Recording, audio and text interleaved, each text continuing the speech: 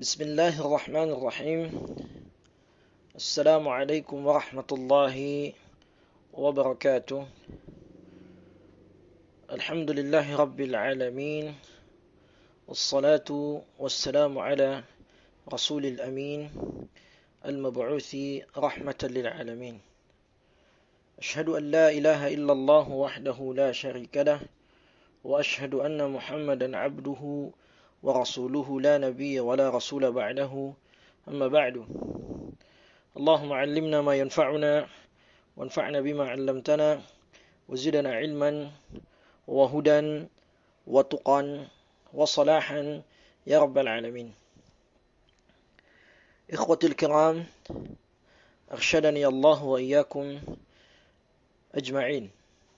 Segala puji hanya milik Allah. Salawat dan salam semoga tetap tercurahkan kepada junjungan kita Nabi besar Muhammad sallallahu alaihi wasallam. Pada kesempatan yang berbahagia ini, insyaallah kita akan bersama-sama sedikit membahas tentang atau berbicara tentang etika menuntut ilmu. Ada beberapa poin yang mesti kita pahami terkait judul kita atau tema kita pada kesempatan ini. Yang pertama adalah berkenaan dengan etika. Ikhwatil kiram, arsyadani Allah wa iyyakum ajma'in. Berbicara tentang etika berarti kita berbicara tentang akhlak, tentang perilaku, tentang sikap, tentang tata krama, atau dalam literatur Islam lebih dikenal dengan istilah adab. Apa itu adab? Ibnu Qayyim al-Jauziyah rahimahullah, beliau mengatakan wa haqiqatul adabi isti'malul khuluqil jamil, bahwa hakikat atau yang dimaksud dengan adab adalah bagaimana kita menggunakan atau bersikap dengan sikap yang indah, dengan sikap yang baik. Di dalam Islam, etika, akhlak atau adab merupakan hal yang sangat penting. Hal ini dibuktikan dengan sabda Rasulullah sallallahu alaihi wasallam. Beliau bersabda, "Innama bu'ithtu liutammima makarimal akhlaq." Kata Rasulullah sallallahu alaihi wasallam, innama, dalam bahasa Arab innama dikenal dengan istilah adatul hasr, yang berarti bahwasanya aku diutus hanya untuk menyempurnakan akhlak manusia. Bahwa seolah-olah Rasulullah sallallahu alaihi wasallam tidaklah diutus melainkan untuk memperbaiki akhlak manusia. Dan ini menunjukkan kedudukan akhlak yang sangat penting di dalam syariat Islam. Dengan kata lain, Islam datang untuk memperbaiki kekurangan-kekurangan yang ada pada tingkah laku manusia dalam berinteraksi atau dalam melakukan interaksi sosial. Dalam hal ini, karena beliau menggunakan liutammim, menyempurnakan, maka berarti sebelum kedatangan beliau telah ada akhlak-akhlak yang baik yang telah menjadi kebiasaan umat manusia. Dan ini memang benar adanya. Oleh sebab itu Rasulullah datang untuk menyempurnakan etika atau akhlak-akhlak yang telah ada tersebut. Menambah yang kurang dan mengurangi apa-apa yang berlebihan. Misalkan pada bangsa Arab, kita ambil contoh bahwa sebelum kedatangan Rasulullah sallallahu alaihi wasallam, bangsa Arab atau Arab jahiliyah, orang-orang jahiliyah itu memiliki banyak macam akhlak-akhlak yang baik yang diwariskan secara turun-temurun, atau bisa kita katakan menjadi seperti suatu adat kebiasaan bagi mereka.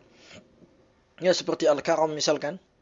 Kalau kita baca-baca di dalam sejarah, itu dicontohkan misalkan seperti Hatim At-Tai, salah satu penduduk Arab jahiliyah yang yudrabu bihi al-mathalu fil karam, yang dijadikan perumpamaan dalam al-karam. Al-karam adalah dermawan, dalam kemuliaan. Bahwasanya Hatim At-Tai ini adalah seorang yang sangat kaya raya, dan ketika datang musim dingin, dia selalu senang apabila dia bisa membantu orang-orang, bisa berbagi, bisa menjamu tamu-tamu yang ada. Oleh sebab itu, sebagaimana dikisahkan, Hatim At-Tai ketika datang musim dingin, dia senantiasa memerintahkan kepada pembantu-pembantunya untuk menyalakan api yang besar, dengan tujuan agar orang-orang yang melintas atau yang sedang dalam perjalanan melihat api tersebut sehingga datang ke rumahnya dan dia pun menjamu mereka. Bahkan dia mengatakan kepada sebahagian budak-budaknya ketika dia menugaskan mereka untuk menyalakan api unggun, untuk menarik perhatian tamu agar datang ke rumahnya sehingga dia dapat menjamunya, dia mengatakan kepada para budak-budaknya, maka pada setiap budaknya dia mengatakan bahwa apabila kalian mendapatkan satu tamu untukku, maka kalian akan kumerdekakan. Ini salah satu contoh bagaimana sifat al-karam yang telah ada sejak zaman dahulu kala sebelum datangnya Islam. Ya, bangsa Arab dikenal dengan al-wafa, setia, dengan keberanian, asy-syaja'ah dan sifat-sifat lainnya. Tentunya semua ini kemudian disempurnakan oleh Rasulullah sallallahu alaihi wasallam dengan ajaran Islam yang beliau bawakan. Dengan kata lain, Islam tidak hanya lagi berbicara tentang etika, adab atau akhlak kepada sesama manusia, tetapi terlebih dari itu, Islam kemudian datang dengan mengajarkan bagaimana kita beretika, bagaimana kita berakhlak, bagaimana kita beradab dengan adab yang baik terhadap makhluk-makhluk yang lain, seperti kepada hewan misalkan, ya, kepada tumbuhan ataupun makhluk-makhluk yang lain, khususnya bagaimana kita beradab dengan adab yang baik kepada Allah Subhanahu wa taala. Ikhwatul kiram, arsyadani Allah wa iyyakum jami'an. Ya, selain itu, etika, adab atau akhlak yang baik adalah bagian dari ketakwaan. Oleh sebab itu Islam sangat memperhatikan hal ini. Rasulullah sallallahu alaihi wasallam bersabda, "Ittaqillaha haitsu ma kunta wa atbi'is sayyi'ata al-hasanata tamhuha wa khaliqin nas bi khuluqin hasan." Rasulullah bersabda, "Bertakwalah kepada Allah dimanapun engkau berada dan ikutkanlah keburukan itu dengan kebaikan, niscaya kebaikan tersebut akan menghapuskan keburukan itu. Wa khaliqin nas bi khuluqin hasan, dan pergaulilah manusia dengan akhlak yang baik." Hadis ini, hadirin yang dimuliakan oleh Allah Subhanahu wa taala, adalah dalil yang dipakai para ulama yang mengatakan bahwa akhlak yang baik adalah bagian dari ketakwaan. Sebagaimana yang diungkapkan oleh Ibnu Rajab Al-Hambali rahimahullah, ya, ketika beliau membahas hadis ini, mensyarah hadis ini, beliau mengatakan bahwa akhlak yang baik adalah min khisalit taqwa, bahwa akhlak yang baik adalah bagian dari ketakwaan.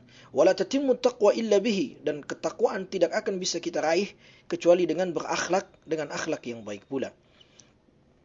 Kemudian beliau menjelaskan kenapa Rasulullah sallallahu alaihi wasallam memisahkan antara perintah bertakwa dan berakhlak dengan akhlak yang baik. Ibnu Rajab Al-Hambali rahimahullah mengatakan, wa inna ma afradahu bidzikri lihajatin ila bayanihi, bahwasanya Rasulullah memisahkan perintah ittaqillaha dan wa khaliqin nas bi khuluqin hasan adalah untuk keperluan penjelasan tambahan, agar kita lebih memperhatikan perkara akhlak ini. Fa inna katsiran minan nasi yadhunnu anna at-taqwa hiya al-qiyam bihaqqillah duna huquqi ibadihi. Karena kata beliau, kebanyakan manusia mengira bahwa ketakwaan adalah sebatas menunaikan hak-hak Allah tanpa memperhatikan hak-hak hamba-hamba Allah Subhanahu wa taala. Tentunya ini sedikit yang berkaitan dengan masalah etika, yang berkaitan dengan masalah takwa, yang berkaitan dengan masalah adab, ya, yang mana hal ini sangat diperhatikan dalam ajaran agama Islam. Ikhwatil kiram, arsyadani Allahu wa iyyakum ajma'in. Poin kedua yang perlu kita pahami adalah poin yang berkaitan dengan masalah ilmu. Ilmu dalam artian sebagaimana yang diungkapkan oleh Ar-Raghib Al-Asfahani rahimahullah, ilmu yang berarti idrakus syai'i bihaqiqatihi, yaitu mengetahui hakikat atau esensi dari sesuatu. Tidak diragukan lagi, ilmu dalam pengertian ini adalah hal yang sangat mendasar dalam meraih apapun, entah itu perkara dunia maupun perkara akhirat. Oleh sebab itu, tidak salah jika Imam Asy-Syafi'i rahimahullah mengatakan bahwa man arada ad-dunya fa'alaihi bil ilmi wa man arada al-akhirah fa'alaihi bil ilmi wa man aradahuma fa'alaihi bil ilmi. Barang siapa yang hendak menggapai kesuksesan atau kebahagiaan di dunia, maka hendaklah dia berilmu. Barang siapa yang hendak menggapai atau memperoleh kebahagiaan di akhirat, maka dia pula harus memiliki ilmu yang cukup. Dan barang siapa yang menghendaki kebahagiaan dunia dan akhirat, maka hendaklah dia juga memiliki ilmu yang mumpuni agar dia dapat meraih dua kebahagiaan tersebut. Ini kedudukan ilmu. Oleh sebab itu dalam ajaran Islam, melihat pentingnya ilmu ini, kita diperintahkan untuk senantiasa belajar dan menuntut ilmu. Rasulullah sallallahu alaihi wasallam bersabda, "Talabul ilmi fariidatun 'ala kulli muslim." Bahwa menuntut ilmu itu hukumnya adalah wajib bagi setiap muslim. Tentu ilmu di sini,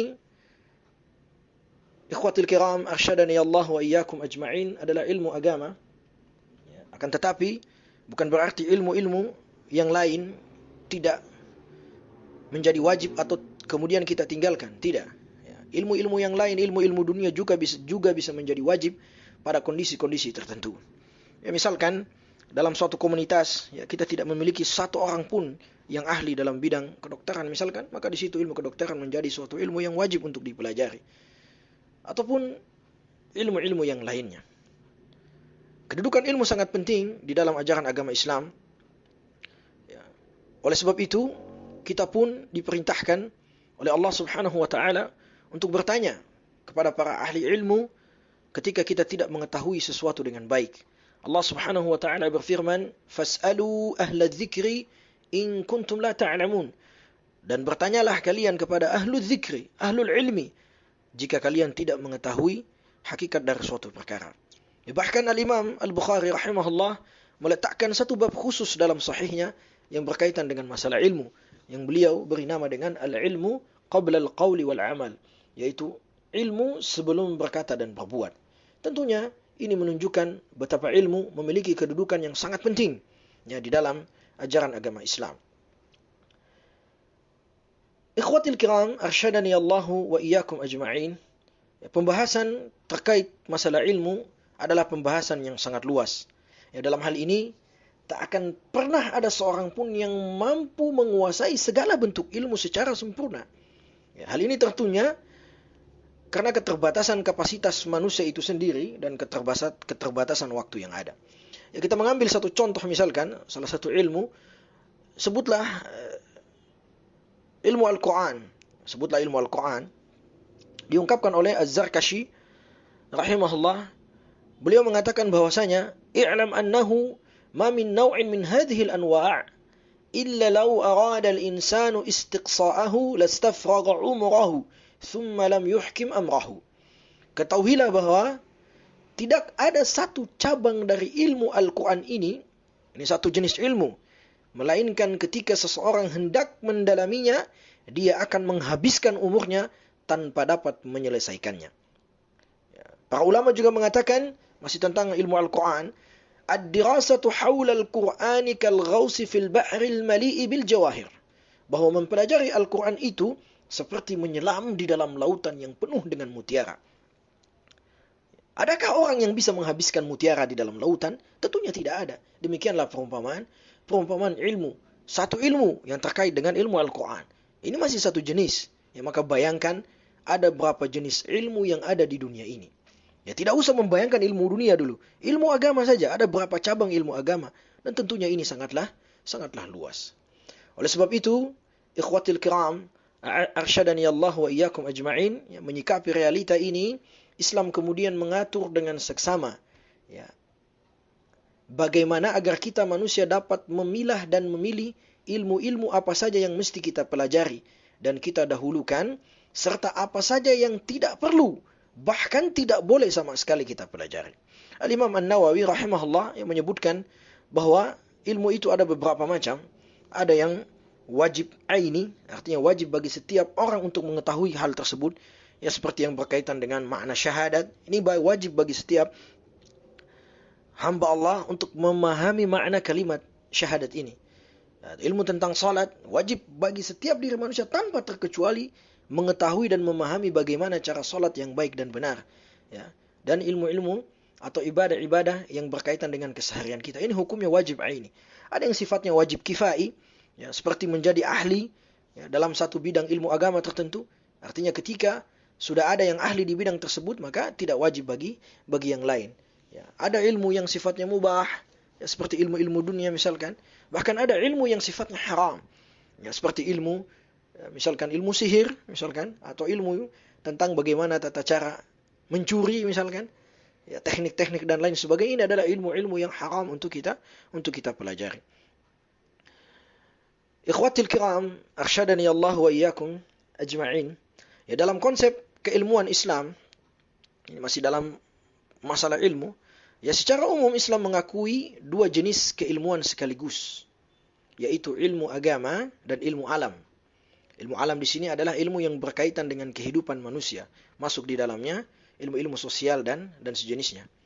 Yang mana kedua ilmu ini dikategorikan sebagai pengetahuan ilmiah yang dikembangkan dengan metode ilmiah pula.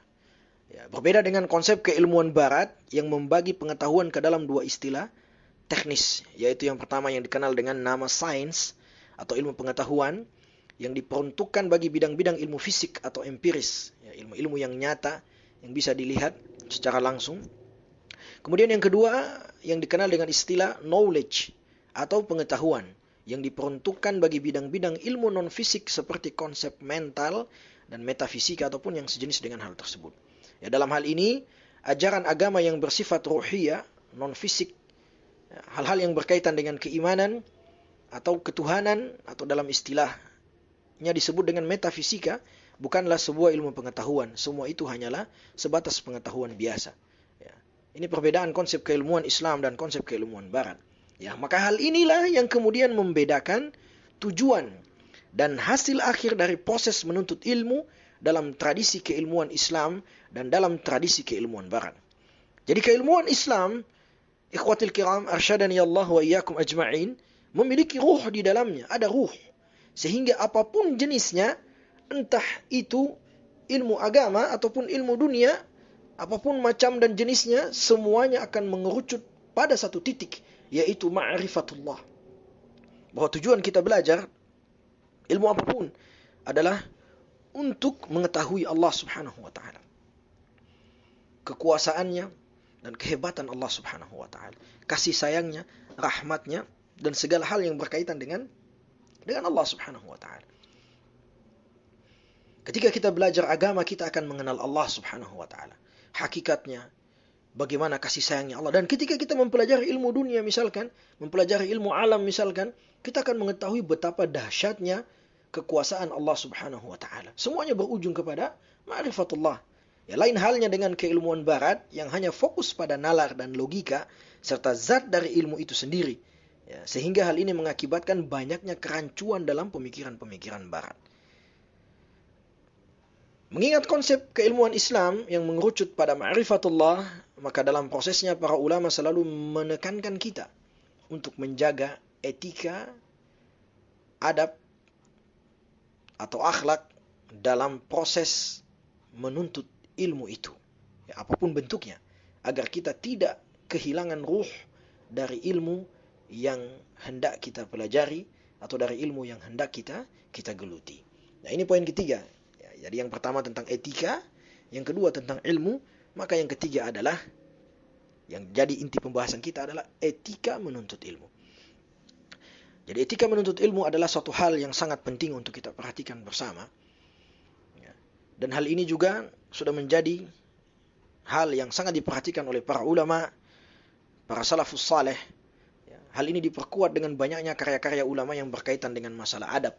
Ya, baik itu yang sifatnya umum, ya, seperti Al-Adabul Mufrad misalkan, karya Al-Imam Bukhari, atau Adabud Dunya wad Din, ya, karya Al-Khatib Al-Baghdadi, ya, maupun masalah khusus yang berkaitan dengan adab menuntut ilmu, ya, seperti misalkan Risalatu Adabil Muallimin karya Ibnu Sahnun, atau Ta'limul Muta'allimin misalkan karya Az-Zarnuji, atau Tadhkiratus Sami' wal Mutakallimin fi Adabil Alim wal Muallimin misalkan karya Ibnu Jama'ah, ya, dan lain sebagainya. Ini banyak karya-karya yang berkaitan dengan adab-adab atau etika dalam menuntut ilmu. Yang jelas, ya, berdasarkan apa yang telah kita paparkan, kita dapat memahami bahwa dalam ajaran Islam, etika atau adab dan ilmu adalah dua hal yang saling terintegrasi, dua hal yang saling berhubungan, dua hal yang saling menguatkan satu sama lain. Ya, ibarat sebuah koin yang kedua sisinya tidak dapat dipisahkan. Ya, oleh sebab itu, maka sangat perlu atau bahkan wajib bagi siapapun yang hendak menuntut ilmu agar terlebih dahulu memahami adab-adab agar dapat memaksimalkan segala potensi yang ada saat belajar, menuntut ilmu, serta dapat mendapatkan keberkahan dari ilmu yang dipelajari. Az-Zarnuji rahimahullah berkata bahwa banyak dari para pencari ilmu yang sebenarnya mereka sudah bersungguh-sungguh menuntut ilmu, namun mereka tidak merasakan nikmatnya ilmu. Ya, hal ini disebabkan mereka meninggalkan atau kurang memperhatikan adab dalam menuntut ilmu. Ikhwatil kiram, arsyadani Allah wa iyyakum ajma'in. Ya, selanjutnya, pembahasan inti kita pada kesempatan ini adalah etika menuntut ilmu. Berbicara tentang etika atau adab atau sikap dalam menuntut ilmu, tentu sangat banyak poin-poin yang disebutkan para ulama di dalam kitab-kitab yang telah mereka tulis, sebagaimana yang telah kita sebutkan sebahagian dari kitab-kitab tersebut. Ya, namun kita akan coba memilih atau menyebutkan poin-poin terpenting dari banyaknya poin-poin penting yang telah disebutkan oleh para ulama. Tentu yang pertama yang mesti kita perhatikan atau yang menjadi hal yang sangat penting dalam menuntut ilmu, itu merupakan suatu sikap yang harus ada, melekat dalam diri setiap penuntut ilmu, adalah niat yang ikhlas.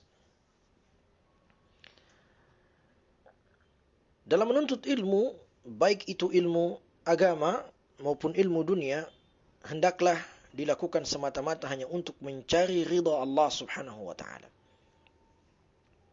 Ilmu agama misalkan tidaklah dipelajari melainkan untuk diamalkan dalam kehidupan sehari-hari. Demikian pula ilmu dunia dipelajari dalam rangka memajukan kepentingan umat Islam.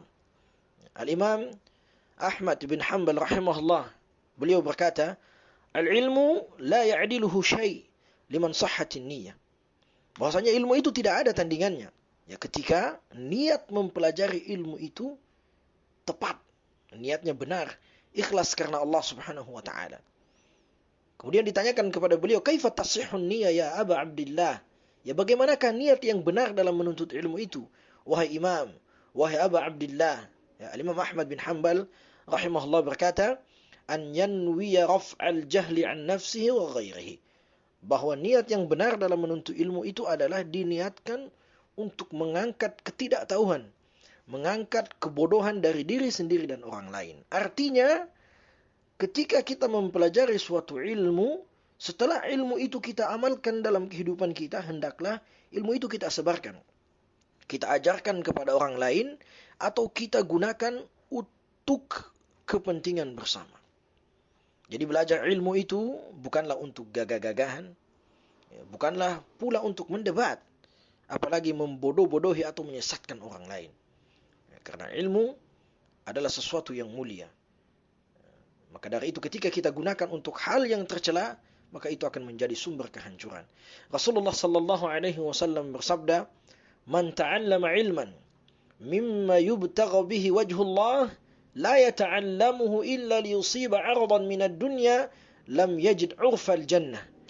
Kata Rasulullah sallallahu alaihi wasallam, barang siapa yang mempelajari ilmu yang seharusnya kegiatan itu digunakan untuk mencari keridhaan Allah Subhanahu wa taala, dan ternyata dia mempelajari ilmu itu untuk mencari keuntungan dunia semata, ya, agar memperoleh kedudukan misalkan, atau jabatan, atau kemuliaan dan lain sebagainya, lam yajid 'urfal jannah, maka dia tidak akan mencium bau surga. Kenapa demikian? Karena saat kita belajar tidak didasari mencari ridha Allah Subhanahu wa taala, maka keilmuan yang kita kuasai, entah itu ilmu agama maupun ilmu-ilmu yang lainnya dari ilmu-ilmu dunia, berpotensi akan membuat kita menjadi pribadi-pribadi yang sombong. Dan kesombongan ini akan menjerumuskan kita ke dalam kebinasaan.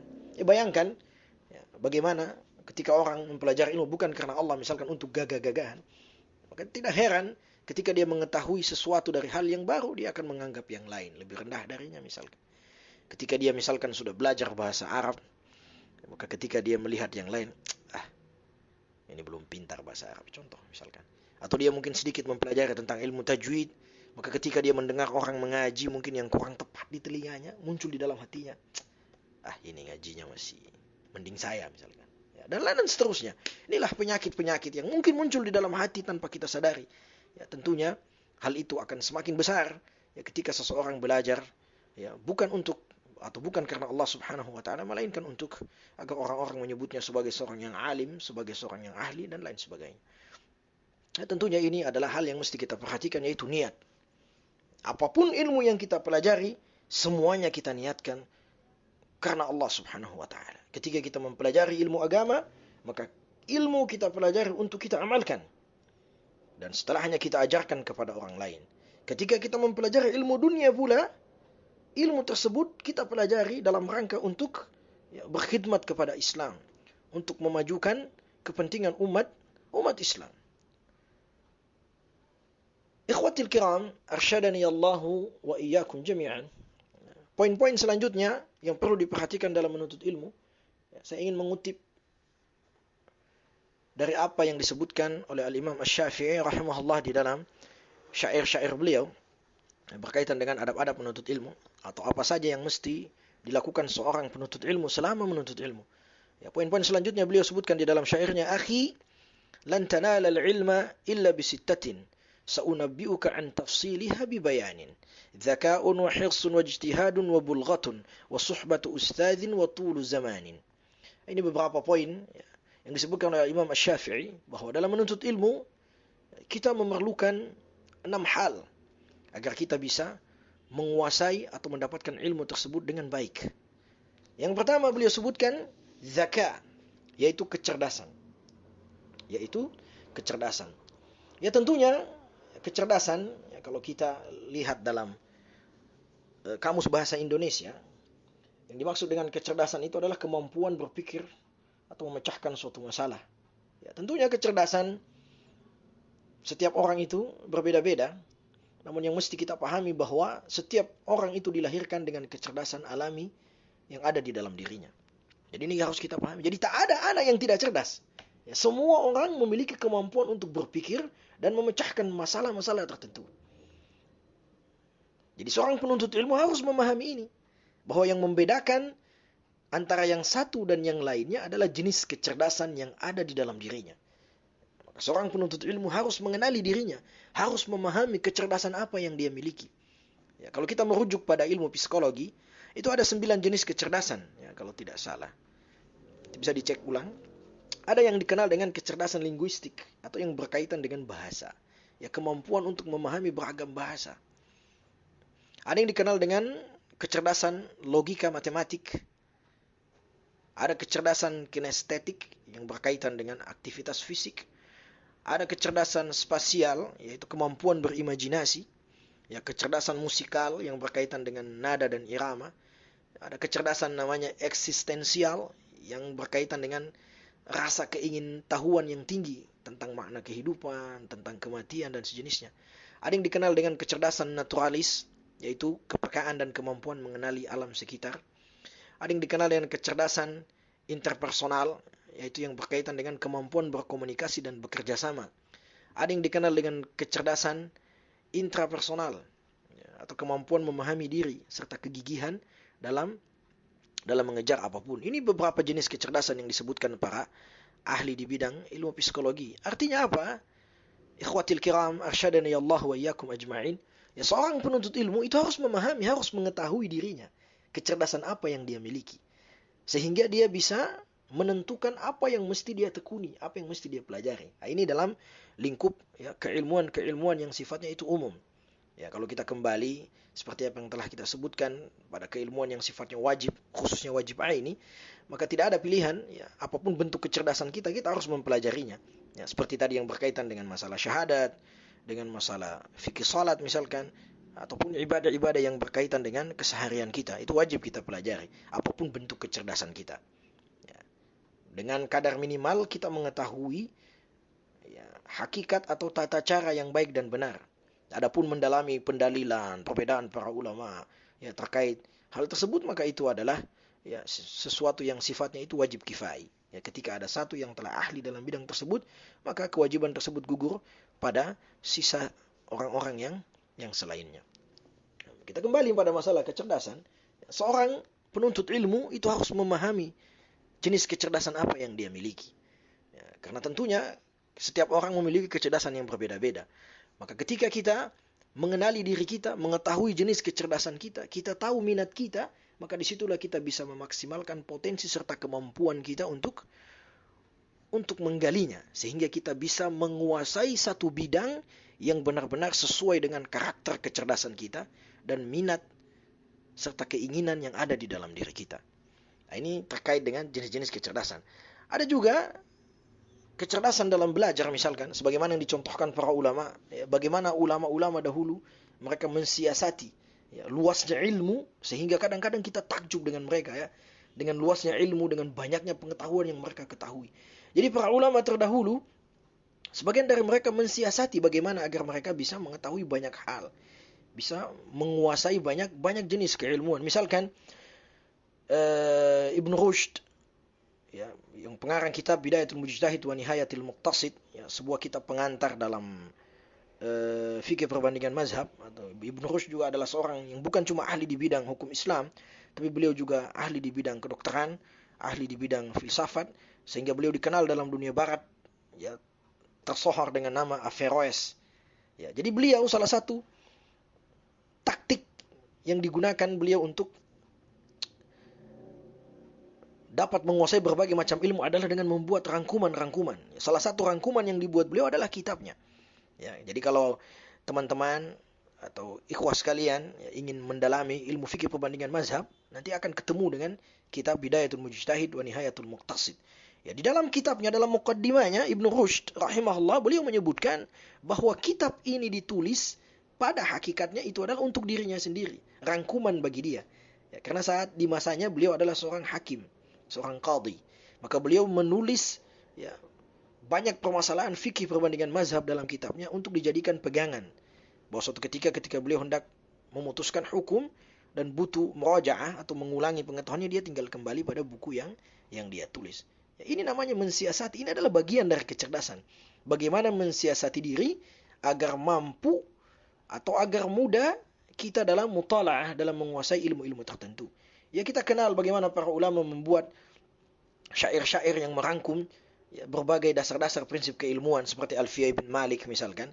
Alfiyah Ibn Malik, ya, karya Ibn Malik, beliau merangkum di dalam syairnya yang berjumlah ribuan bait ya, semua kaidah-kaidah nahwu.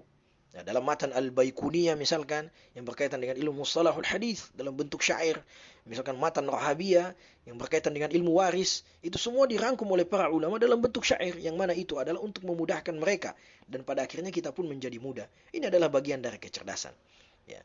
Yang menjadi titik fokus di sini adalah bagaimana ya, seorang penuntut ilmu itu mengenali dirinya, mengenali kecerdasannya, dan tentunya ini dibutuhkan banyak renungan, ya, khususnya renungan dalam rangka memahami diri sendiri. Nah, ini yang pertama.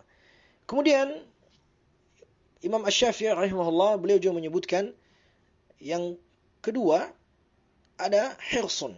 Hirsun itu artinya tamak. Seorang penuntut ilmu harus memiliki sifat tamak terhadap ilmu. Ya. Artinya tidak pernah puas. Ini adalah suatu sifat atau sikap yang sangat terpuji, yang mesti ada dalam seorang penuntut ilmu. Tidak akan puas dengan satu macam pengetahuan, akan selalu berusaha untuk menemukan hal yang baru, selalu mencari hal yang baru. Ketika mengetahui satu masalah, tidak berhenti di situ, terus belajar, terus dan terus. Ya. Sehingga para cendekiawan ahlul hikmah senantiasa berkata, utlubul ilma minal mahdi ilal lahdi, tuntutlah ilmu dari buayan sampai ke liang lahat. Inilah salah satu gambaran bentuk ketamakan. Tamak terhadap ilmu, selalu ingin mengetahui hal yang baru. Dan ini, subhanallah, bisa kita temukan di dalam sirah para ulama, sirah para salaf, bagaimana mereka belajar, bagaimana ketamakan mereka terhadap ilmu. Dikisahkan Al-Imam Al-Hazimi rahimahullah, bahwasanya beliau setiap malam ketika masuk di dalam rumahnya, maka itu waktu malamnya dihabiskan dengan mutalaah al-kutub, dia pakai untuk membaca berbagai macam kitab, berbagai macam buku. Dan terkadang beliau disebutkan dalam sirahnya wa yusannifu ilal fajr. Kadang beliau menulis keilmuan apa saja tentang ilmu pengetahuan khususnya di bidang agama sampai masuk waktu sholat fajar. Sampai salah satu pembantunya atau salah seorang dari teman-temannya berkata kepada pembantunya, la tadfa ilaihi zaitan lis-siraj. Jadi mereka mengatakan, ya tak usah kau berikan dia minyak untuk menyalakan lampu. Ya karena Al-Hazimi rahimahullah jarang sekali tidur. Waktu malamnya dihabiskan untuk mutalaah, membaca buku ataupun menulis. Jadi mereka mengatakan jangan kau berikan dia minyak untuk menyalakan lampu supaya dia beristirahat. Maka suatu waktu ketika datang waktu malam, Al-Hazimi rahimahullah meminta minyak dari salah seorang pembantunya untuk menyalakan lampu. Ya, kemudian pembantunya tersebut i'tadzara, dia kemudian meminta maaf dan mengatakan bahwa minyak lampu telah habis. Maka kemudian Al-Hazimi rahimahullah masuk ke dalam rumahnya. Namun tahukah kita apa yang dia lakukan? Ternyata beliau rahimahullah bukan tidur. Akan tetapi beliau rahimahullah kemudian menunaikan ibadah salat sampai masuk waktu fajar. Lihat ya, bagaimana ketamakan para ulama. Mereka menghabiskan waktu malamnya untuk menuntut ilmu. Seperti Imam Abu Hanifah rahimahullah, beliau lebih banyak menghabiskan waktu malamnya untuk belajar, untuk menulis, untuk mutalaah, ya, menjawab pertanyaan-pertanyaan yang ditanyakan kepadanya di siang hari daripada menunaikan ibadah salat malam. Mereka lebih banyak menghabiskan waktu malamnya untuk perkara ilmu daripada perkara ibadah yang lain. Ini subhanallah. Ya, jadi seorang penuntut ilmu hendaklah memiliki ketamakan. Tidak pernah puas. Apapun yang dia ketahui tidak berhenti sampai di situ. Selalu ada upaya dan usaha untuk meningkatkan kemampuan tersebut. Ikhwatil kiram, arsyadani Allahu wa iyyakum ajma'in. Ya, kemudian yang selanjutnya, yang ketiga dari nasihat Imam Asy-Syafi'i atau yang keempat dari poin-poin yang telah kita sebutkan adalah ijtihad. Zaka'un wa hirsun wa ijtihad, yaitu kesungguhan. Ya. Tentu seorang penuntut ilmu harus memiliki rasa atau harus bersungguh-sungguh dalam belajar. Ya, karena tanpa kesungguhan, tanpa keseriusan, maka tidak akan pernah kita bisa mendapatkan hasil yang maksimal. Sebagaimana yang disebutkan dalam pepatah Arab, man jadda wajada. Barang siapa yang bersungguh-sungguh maka dia akan berhasil, maka dia akan meraih keberhasilan atau hasil yang dia inginkan. Di dalam Al-Quran Allah subhanahu wa ta'ala berfirman, وَالَّذِينَ جَاهَدُوا فِينَا لَنَهْدِيَنَّهُمْ سُبُلَنَا وَإِنَّ اللَّهَ لَمَعَ الْمُحْسِنِينَ. Kata Allah subhanahu wa ta'ala, dan barang siapa yang bersungguh-sungguh di jalan kita, ya para ulama menyebutkan وَالَّذِينَ جَاهَدُوا فِينَا, bersungguh-sungguh di sini bukanlah al-mujahada dalam makna berperang di jalan Allah, akan tetapi apapun bentuknya, entah itu dalam dakwah, termasuk di dalamnya dalam menuntut ilmu. Barang siapa yang bersungguh-sungguh lanahdiyannahum subulana, maka akan kami tunjukkan jalan-jalan kami. Artinya ketika kita bersungguh-sungguh dalam menuntut ilmu, maka Allah subhanahu wa ta'ala akan membukakan bagi kita semua banyak jalan untuk meraih ilmu yang bermanfaat. Tentunya bukan untuk dunia saja, akan tetapi juga untuk akhirat kita. Berbicara tentang masalah bersungguh-sungguh, ini juga subhanallah telah dipraktekkan oleh banyak para salafus saleh, bagaimana mereka bersungguh-sungguh di dalam belajar. Ya, sebagaimana kita sebutkan satu contoh yang disebutkan oleh Imam Az-Zahabi rahimahullah dalam Syiar A'lamun Nubala. Ya, beliau menceritakan tentang Ibn Abi Hatim, pemilik kitab Al-Jarh wa Ta'dil. Beliau menceritakan bahwasanya Ibn Abi Hatim pernah bercerita bahwa suatu ketika dia berada di Mesir selama 17 bulan. Dia tidak makan selama 17 bulan ini makanan yang berkuah. Jadi makanannya selalu kering. Ya. Kata beliau menceritakan sebagaimana yang dikisahkan oleh Az-Zahabi dalam Syiar A'lamun Nubala. Ibn Abi Hatim berkata, "Kullu naharina muqassamun li majalis syuyukh." Bahwa sepanjang waktu siang kita selama 17 bulan itu terbagi untuk mujalasah, yaitu untuk duduk bersama para masyayikh yang ada di Mesir saat itu. Wabillail an-naqs wal muqabalah.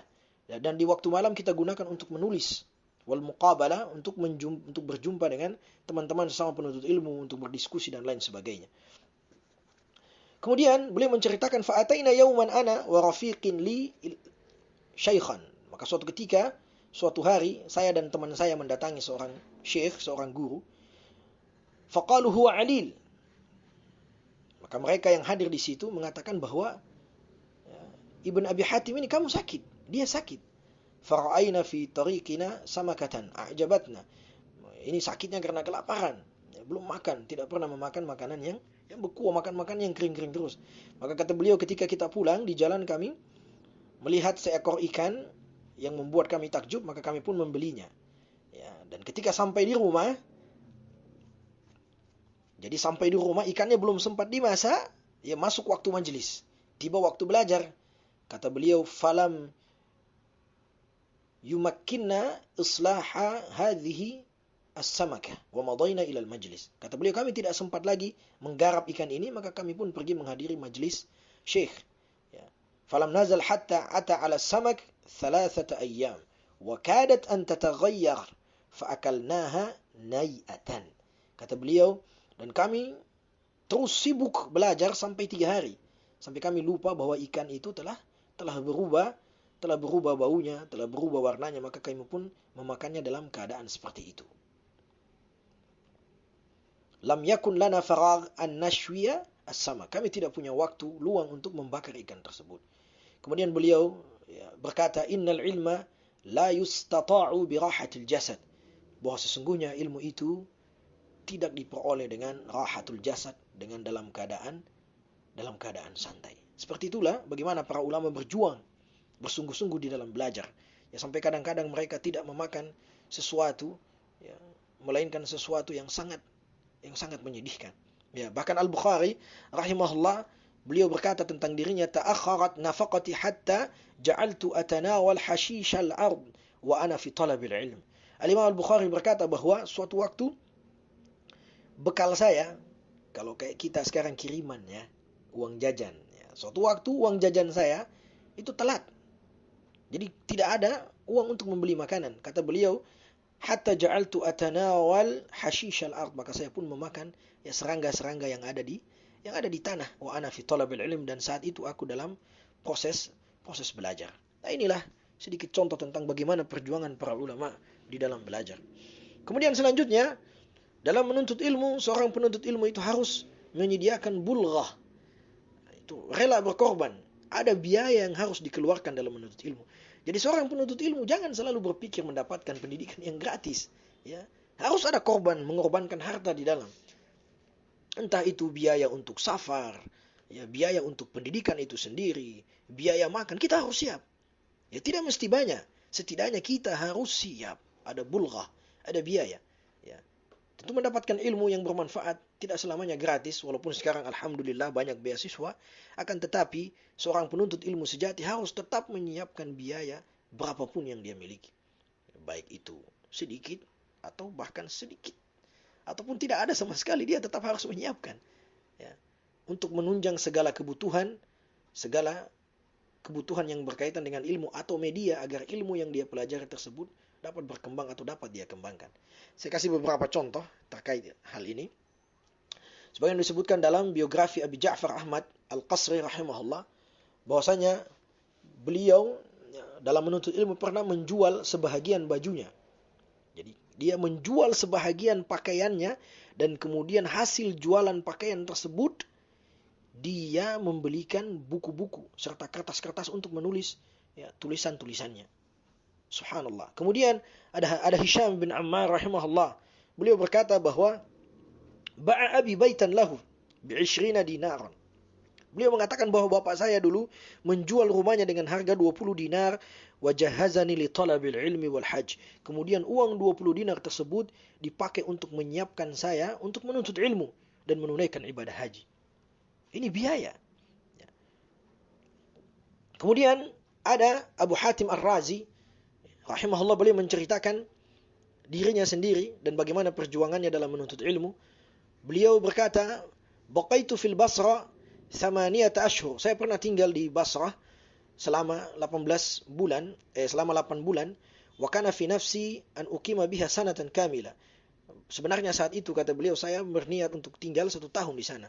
Lakin inqata'at nafaqati. Akan tetapi saya kehabisan bekal. Saya kehabisan uang. Apa yang dilakukan? Faja'altu abi athiyabi hatta nafidat wa baqaitu bila nafaqah. Kemudian ketika saya kehabisan uang, kehabisan biaya, saya menjual seluruh pakaian saya sampai saya pun kehabisan pakaian. Jadi semua dijual oleh Abu Hatim Ar-Razi rahimahullah. Untuk apa? Untuk membiayai hidupnya selama dia belajar di Basrah. Sampai ketika semua habis kata beliau baqaitu bila nafaqah. Maka saya pun tinggal belajar tanpa ada uang sama sekali. Wa madaitu atufu ma'a sadiqi ila al-masyayikh wa asma' ila al-masa. Dan saya pun kemudian pergi tanpa ada bekal kepada para masyayikh, saya mendengar, belajar dari pagi sampai sore. Dan begitu seterusnya. Saya melakukan itu dalam keadaan lapar yang sangat luar biasa. Seperti itulah ya, bagaimana para ulama ya, berupaya untuk menyediakan bekal memenuhi kebutuhan mereka dalam menuntut ilmu. Maka kita hari ini yang masih memiliki orang tua yang menanggung atau wali yang membiayai pendidikan kita harus bersyukur. Kita harus manfaatkan hal tersebut dengan sebaik mungkin untuk menunjang kegiatan belajar kita. Ya, ketika dikasih uang jajan misalkan, ya bisa kita sisipkan beberapa untuk membeli buku, menambah wawasan kita, ataupun hal-hal lain yang menunjang ya, kegiatan belajar kita. Ikhwatil kiram, arsyadani Allah wa iyyakum ajma'in. Ya, selanjutnya masih berkaitan dengan sifat-sifat yang harus ada dalam jiwa atau dalam diri seorang penuntut ilmu, yaitu suhbatu ustadzin.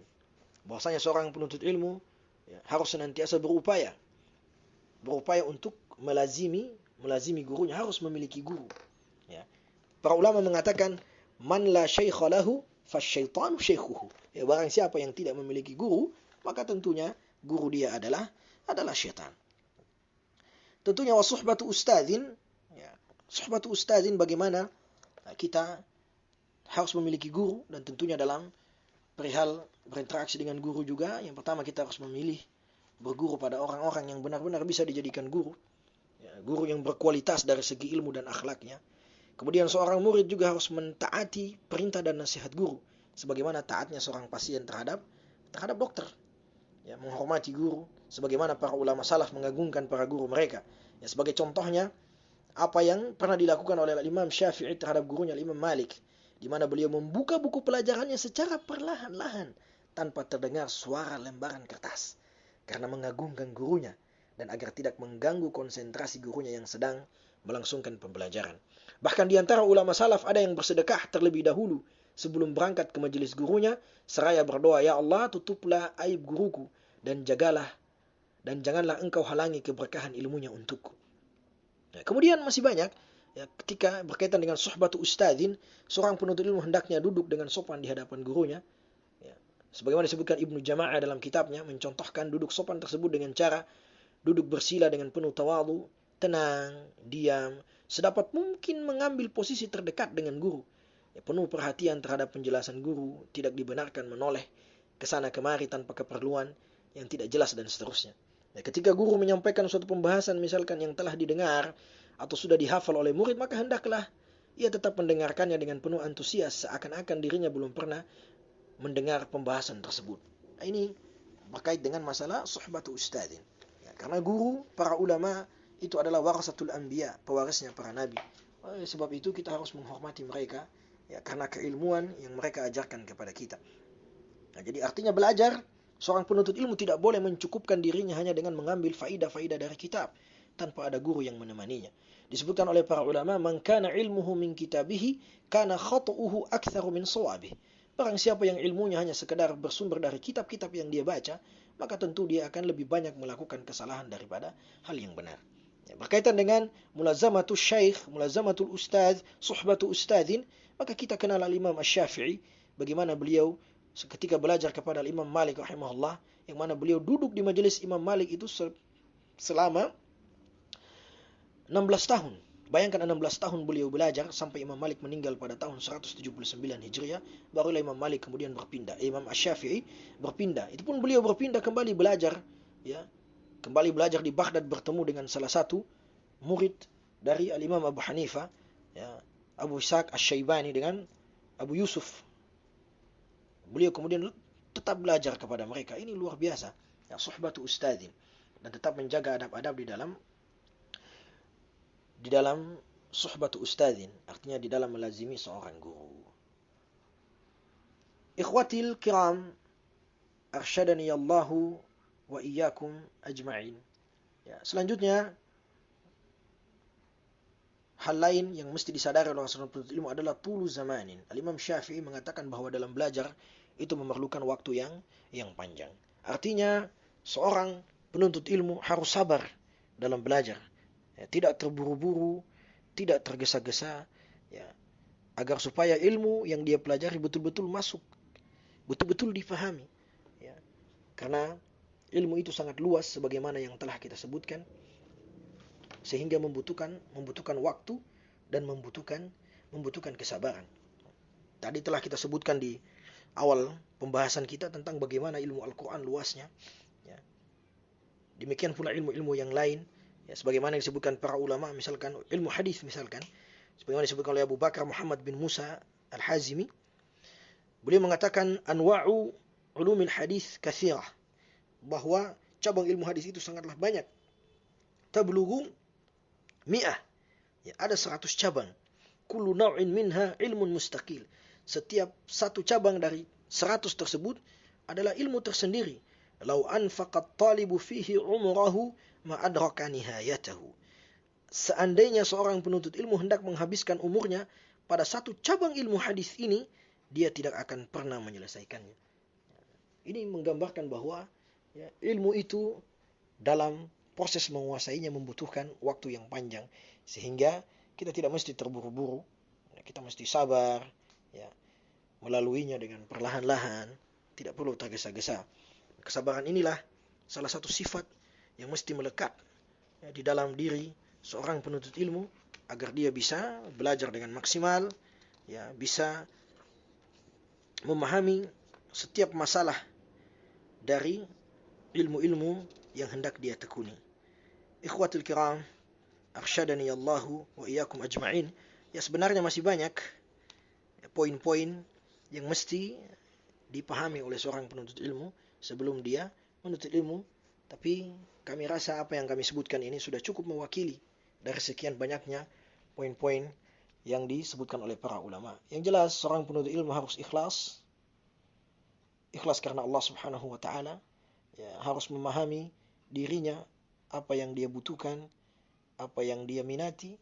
Ya, kemudian seorang penuntut ilmu harus senantiasa tidak merasa puas dengan apa yang dia ketahui, harus senantiasa bersungguh-sungguh, ya, kemudian harus senantiasa siap berkorban, ya, memiliki guru dengan menjaga adab-adab terhadap gurunya, dan memiliki kesabaran yang kuat, karena belajar atau untuk menguasai suatu ilmu itu membutuhkan waktu.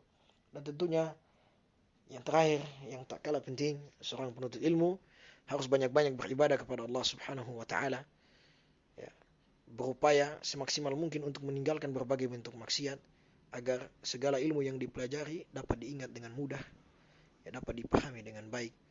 Sebagaimana yang dikatakan oleh Waki' ketika menasihati Asy-Syafi'i, kata Al-Waki' rahimahullah, wa'lam anna al-ilma nur, karena ilmu itu adalah cahaya, wan nur la yu'ta lil 'asi, dan cahaya itu tidak diberikan kepada orang-orang yang senantiasa bermaksiat.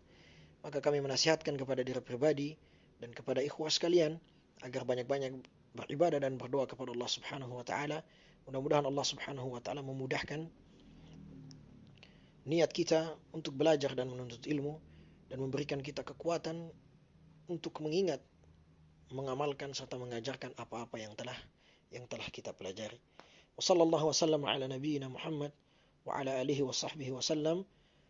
Subhana rabbika rabbil izzati amma yasifun wa salamun ala al-mursalin walhamdulillahi rabbil alamin. Wassalamu alaikum warahmatullahi wabarakatuh.